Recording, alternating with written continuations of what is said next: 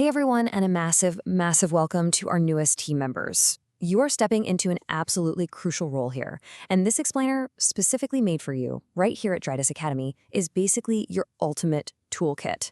Today, we're going to walk through the complete chronological life cycle of a perfect customer interaction. By the time we wrap this up, you'll be completely equipped with the exact frameworks, the psychology, and the phrasing you need to master every single call you take.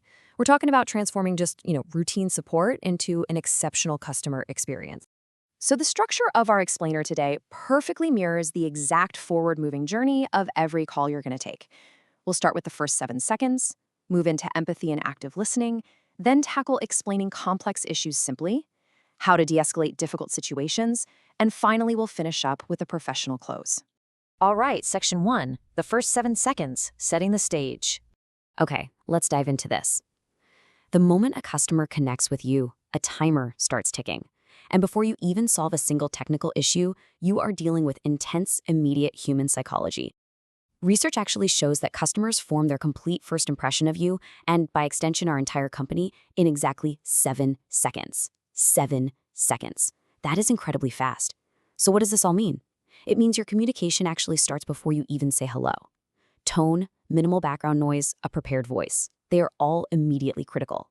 Even a slightly lower pitch conveys this great sense of calm authority. Every single second of that first 7 counts. To nail those first 7 seconds every single time, we use a 4-step script called the Perfect Greeting Framework. First, open with warmth. Something like, "Good morning, thank you for calling Drytis." Second, introduce yourself. Third, express a genuine willingness to help. And fourth, get the customer's name. Now, I want to be clear. This isn't just a polite corporate greeting. It's a strategic, psychological window to build instant trust. When you hit these 4 steps, you're letting the customer know right out of the gate that they are in capable, caring hands. Moving right along to section 2, empathy and active listening, the engine of support.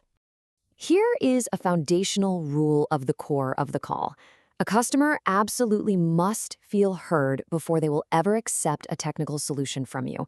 If they're emotional, they literally cannot process technical information. So let's talk about the 5 levels of listening. You've got everything from completely ignoring someone or pretending to listen, all the way up to our ultimate target, level 5, empathic listening. This is where we decode both the words and the underlying emotion. You're not just taking notes, you're listening for that rapid speech of frustration or those excessive what-if questions that signal deep anxiety. And this brilliantly illustrates the crucial difference in how we respond to those emotions. Notice the massive gap between sympathy and empathy. Sympathy is saying, "I feel sorry for you," which honestly just creates an unhelpful distance. Empathy, on the other hand, says, "I understand how this affects you." Empathy doesn't mean you have to agree with them, it just means you understand their reality. It creates a really powerful, resolving connection. So, how do we actually put that empathy into practice? We use the HEAT method. Think of this as your practical utility belt. H is for hear them out, let them fully explain, no interrupting. E is empathize, showing you truly understand. A is apologize for the inconvenience, and T is take action. This framework right here is what allows you to channel all that empathy straight into a concrete, urgent resolution. Now, let's look at how this builds into the actual words we use. Instead of hitting a brick wall by saying, "I can't do that," or "that's our policy," you pivot. You say, "Here's what I can do," or "let me see what options are available." Swapping out negative phrasing for these exact positive language transformations completely alters the trajectory of the customer's mood. It's a real game changer. And remember, keep it simple. Avoid idioms like touch base that might confuse non-native speakers. Positive, clear language is for sure your best tool. All right, section 3, explaining complex issues simply, the art of clarity. So, now that the customer feels heard and supported, we transition into the diagnostic phase. This is where your technical skills really get to shine, but the challenge is unraveling these technical knots without making the customer feel confused. To diagnose efficiently, we use the SMART question framework: specific, measurable, actionable, relevant, and timed. Instead of asking really vague things, you want to gather quantifiable details. Ask things like, "When did you first notice this issue?" or "How often does this occur?" It is the absolute most efficient way to gather what you need without asking overwhelming or irrelevant questions. But the real trick is how you deliver the answer once you figure out the problem. Hitting a customer with heavy, terrible jargon about DNS resolution and TTL expiration is just going to create more anxiety. Instead, we use the ELI 5 method. Explain like I'm 5. You say, think of it like an old phone book. We need to update the number. Or if it's an API rate limit, tell them it's like a highway toll booth where only a certain number of cars can pass through every minute. A simple analogy instantly removes the customer anxiety. Which brings us to section 4, de-escalating difficult situations, restoring peace.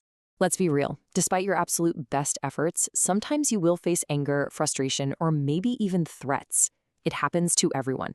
But I want you to reframe this right now. De-escalation isn't just about survival. It is a thrilling opportunity to build fierce brand loyalty. When you turn a bad situation around, you create a customer for life. For these situations, your direct cheat code is the last method. Listen, give them space to vent, do not interrupt. Apologize, acknowledge their frustrations sincerely. Solve, take immediate action. And thank them for their patience. This exact sequence rapidly disarms a confrontation and shifts the momentum right back to collaboration. Let's look at a real-world scenario you will definitely face. We call it the escalator. They yell, "I want to speak to your manager right now." Your instinct might naturally be to panic or get super defensive. Don't do it. Instead, validate their urgency, but confidently ask for the chance to help them first.